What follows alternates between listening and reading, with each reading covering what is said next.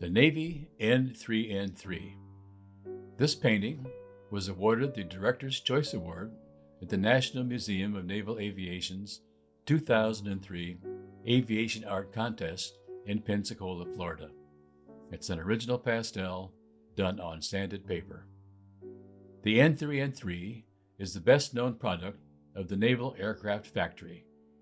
Construction of the prototype, N3N1, was completed in 1936 and was designed to replace those trainers built in the 1920s.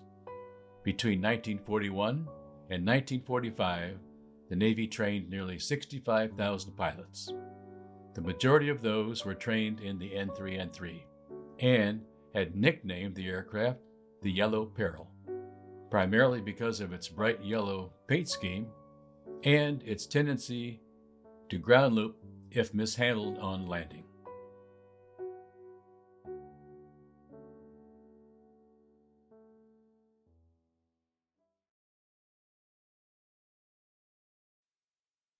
Three's Company, an original oil on canvas. The Point Wilson Light is an active aid to navigation located in Fort Worden State Park near Port Townsend, Washington. It is one of the most important navigational aids in the state, overlooking the entrance to Admiralty Inlet, the waterway connecting the Strait of San Juan de Fuca and Puget Sound. The visitors shown here are Navy N3N3 aircraft, accompanied by residents of the shoreline. The lighthouse has had other visitors as well, possibly a lady in white. Coast Guard wives stationed at the lighthouse have had to live with another visitor. A ghostly shadow of a woman has been seen and heard in the keeper's quarters from time to time. It is a haunted lighthouse.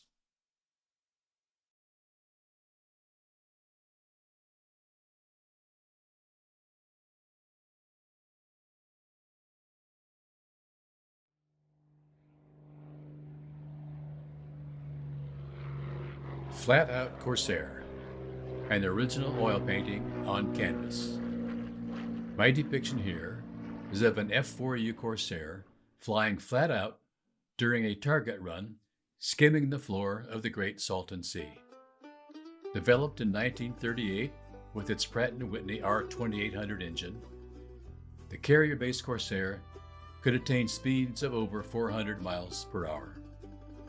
The primary function of the Salton Sea Naval Air Station during World War II was to serve as an operational base for U.S. Navy seaplanes. Target facilities distributed throughout the sea were used for torpedo and skip bombing qualifications. Unfortunately, as happened across the U.S. and abroad during military training operations, many flyers lost their lives preparing for war. The Salton Sea has claimed its share of servicemen. In some cases, the inland lake is the final resting place for these men and their machines, to include many an F4U Corsair. The shrinking Salton Sea is now a major source of air pollution, and no one seems to know how to stop it from getting worse as climate change is taking its toll. Today, the base has been transformed into a wildlife refuge and is managed by the California Department of Parks and Recreation.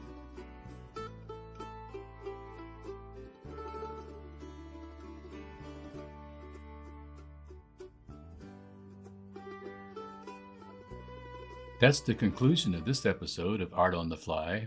I hope you enjoyed it, and I hope you'll come back soon.